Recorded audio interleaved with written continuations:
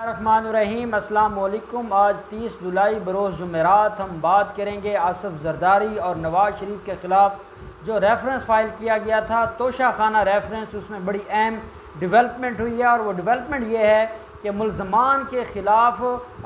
Arrest warrant Asif Zardari के जारी हो चुके हैं। मुल्ज़म और मुजरम नवाज़ शरीफ को इश्तिहारी डिक्लेयर किया जा चुका है और अब अगला जो कारनामा मैं कहूँगा, बड़ी अहम कामयाबी, बड़ी अहम डेवलपमेंट जो नैब की है वो है इस केस के अंदर जो गाड़ियाँ थी जिनका एलिगेशन था, अब वो गाड़ियाँ कब्ज़े में लेने का फ़ैसला कर लिया है नैब ने और नैब ने ऑर्डर्स जारी कर दिए हैं। ये जो तोशा खाना रेफरेंस है इसके अंदर बेसिकली जो एलिगेशन है दोनों बड़े चोरों के ख़िलाफ़, चाहे वो आसिफ जरदारी हूँ या नवाज़ शरीफ हूँ, और वो एलिगेशन ये है कि मुल्ज़मान ने 2008 में जब यूसुफ रज़ा गिलानी वज़ीर आज़म था, यूसुफ रज़ा गिलानी ने पहले नवाज़ शरीफ को 2 गाड़ियाँ जो तोशा खाना में थी, जो हुकूमती ख़जाने में थी, और तोशा खाना में वो गाड़ियाँ होती हैं जो आपको बतौर हेड ऑफ़ द स्टेट या बतौर स्टेट आपको दूसरी स्टेट या दूसरी स्टेट का कोई हुक्मरान जब आपको वो गिफ्ट करता है तो वो जो गिफ्ट वाली प्रॉपर्टीज़ होती हैं, जो गिफ्ट वाली गाड़ियाँ होती हैं, वो तोशा खाना में जमा होती हैं जो कि हुकूमत की और स्टेट की मलकियत होती हैं। वो वज़ीर आज़म ने, यूसुफ रज़ा गिलानी ने कमाल शफ़क़त करते हुए और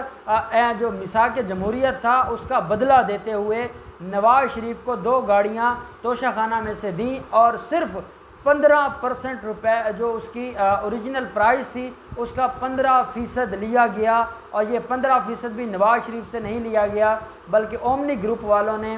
जो कि आसिफ जरदारी के राइट हैंड हैं, उनके जो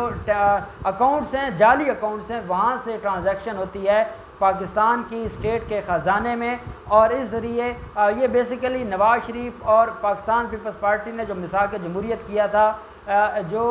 नवाज़ शरीफ के ख़िलाफ़ और नवाज़ शरीफ के साथ जो मिसाक जमहूरियत था, ये 2 पार्टियों का जो मुका था, ये उसके गिफ्ट के तौर पर दी गई थी और फॉर्मेलिटी पूरी करने के लिए 15%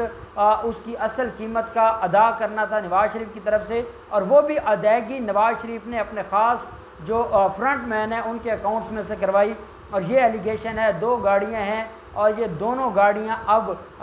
ज़ब्त कर ली जाएंगी और ये कब्ज़े में ले ली जाएंगी, जो कि फ़ैसला कर लिया है नैब ने,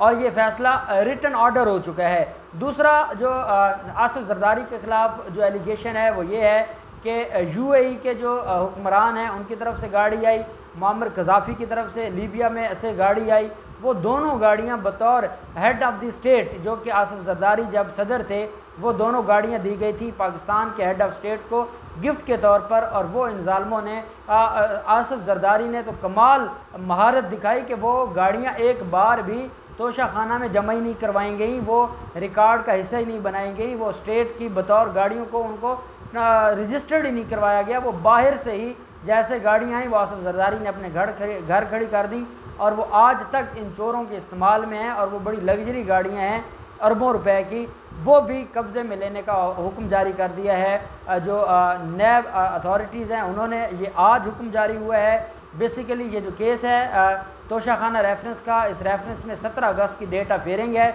इसमें मुल्ज़िम जो हैं आसिफ जरदारी, उसके अरेस्ट वारंट जारी हो चुके हैं और अदालत ने कह दिया है अथॉरिटीज़ को कि अगर वो अगली डेट पर अदालत में पेश नहीं होते तो उनको गिरफ़्तार करके लाया जाए। यूसुफ रज़ा गिलानी अदालत में पेश हो रहे हैं,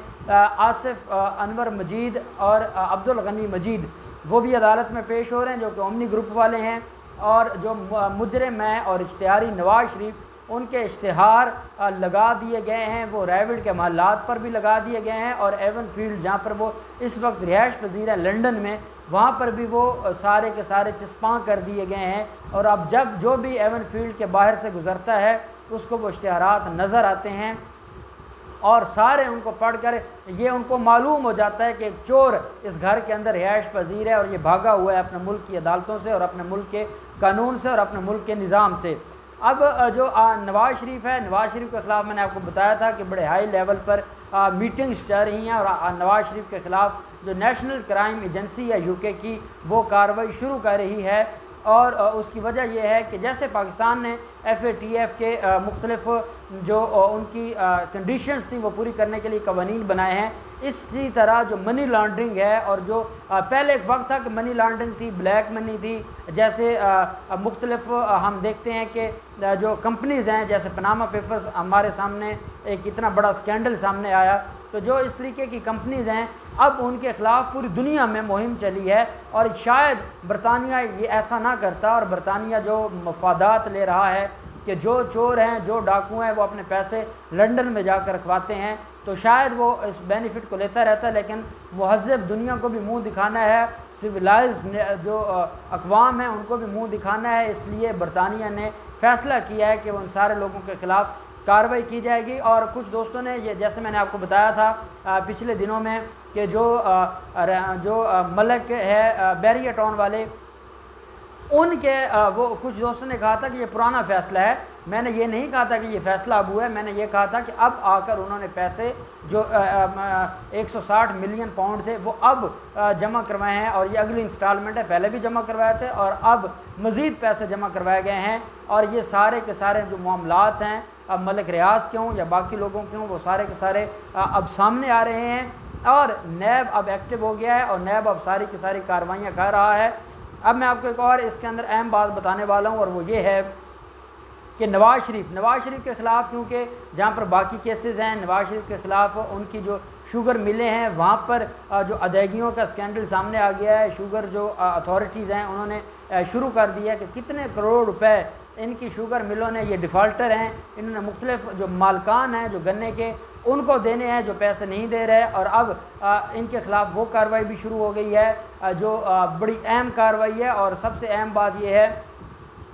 कि आसफ़ ज़रदारी के ख़िलाफ़ जो चारों रेफरेंसेस हैं वो अब अपने मंतकी अंजाम की तरफ जा रहे हैं। आसफ़ ज़रदारी की तरफ से मुख्तलिफ दरख्वास्तें फ़ाइल हो रही हैं, लेकिन अब उन दरख्वास्तों का कोई फ़ायदा नहीं है। अब असल जो बात है वो ये है कि 17 अगस्त को तोशाखाना रेफरेंस में अदालत ने अरेस्ट वारंट जारी किए हैं। अब देखना यह है कि क्या अथॉरिटीज़ उसको गिरफ़्तार करती हैं या 17 अगस्त से पहले आसफ़ ज़रदारी उस ऑर्डर को चैलेंज करेगा और जो गिरफ़्तारी ऑर्डर्स हैं उनको सेट असाइड करवाया गया या सस्पेंड करवाएगा। अभी तक फ़ारूक एच नायक की सारी तवज्जो वो पार्क लेन रेफरेंस है, वो ठट्टा जो वाटर सप्लाई रेफरेंस है, और जो mega money laundering corruption case है, उन 3 रेफरेंसेस के ऊपर है। उसकी वजह यह है कि तीनों रेफरेंसेस में फ़र्द जुर्म आयद होना है, और वो फ़र्द जुर्म की कार्रवाई से बचना चाहते हैं, वो अपनी जान बचाना चाहते हैं, वो मुख्तलिफ हीले बहाने कर रहे हैं, और वो ये समझते हैं कि शायद हीले बहाने करने से उनको कोई रिलीफ मिल जाएगा। अब जैसे ही वो 4 अगस्त को एक केस की है, बाकी केसेस 7 अगस्त के लिए हैं, वहाँ से वो अगर उनको कोई रिलीफ मिल जाता है और उनको कोई टाइम मिल जाता है तो फिर वो अगला काम ये करेंगे कि ये जो केस है तोशाखाना रेफरेंस का, ये इस फैसले को भी चैलेंज कर सकते हैं जो कि गाड़ियाँ जब्त करने वाला है, और दूसरा जो उनकी गिरफ़्तारी है उसको भी चैलेंज किया जा सकता है। अब ये देखते हैं कि चीफ़ जस्टिस ने बड़ी बात की है। चीफ़ जस्टिस साहब ने फरमाया है कि वो नैब को पूरा फैसिलिटेट करेंगे इन लोगों के ख़िलाफ़, ये जो बड़े चोर हैं, ये जो बड़े माफियाज़ हैं, उनके ख़िलाफ़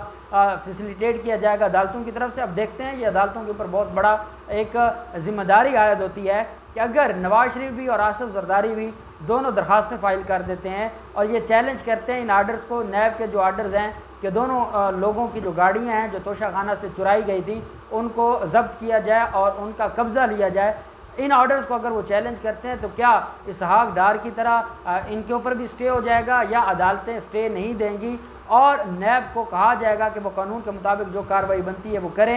ये बहुत बड़ा फ़ैसला, ये बहुत बड़ी ज़िम्मेदारी आयद होती है। देखें, अगर तो हमारी अदालतें भी अपना किरदार अदा करेंगी और हमारी अदालतें इन लोगों को रिलीफ नहीं देंगी और इन लोगों ने जो तमाशा बनाया हुआ है, जिस तरीके से वो प्रोसेस ऑफ कोर्ट को अब्यूज़ कर रहे हैं, जिस तरीके से मुख्तलिफ दरख्वास्तें देते हैं, जिस तरीके से मुख्तलिफ वो हीले बहाने लगाते हैं, जिस तरीके से वो ड्रामाबाजी कर रहे हैं, अगर तो ये चीज़ें चलती रहती हैं तो फिर तो बड़े दुख की बात है कि हमारे मुल्क में कुछ नहीं हो सकता। इधर से कोई भी अथॉरिटी, जैसे इमरान खान है, वो किसी को करप्शन की बुनियाद पर फारिग करता है, वो दूसरे दिन जाकर स्टे ले लेता है। स्टे लेने के बाद वही शख्स इमरान खान के सामने गया बैठा और इमरान खान को कहता है, हाँ जी आपने मुझे घर भेजा था, मैं तो वापस आ गया हूँ। तो ये फिर मामलात नहीं चल सकेंगे, फिर इन लोगों के ख़िलाफ़ कार्रवाई नहीं हो सकेगी। और ये इतने बड़े चोर हैं, इन्होंने जो कानून के अंदर लेक्यूनाज रखे हुए हैं जिसकी बुनियाद पर इनको रिलीफ मिल जाता है, ये कभी नहीं चाहते कि वो लेक्यूनाज ख़त्म हों। जो रिफॉर्म्स हैं, इस्लाहात हों, ना ये निज़ाम में रिफॉर्म्स चाहते हैं, ना ये कानून में अमेंडमेंट्स चाहते हैं, कोई इस्लाहात नहीं चाहते। उसकी वजह यह है कि ये सबसे बड़े बेनिफिशरी हैं और ये उसका बेनिफिट लेते हुए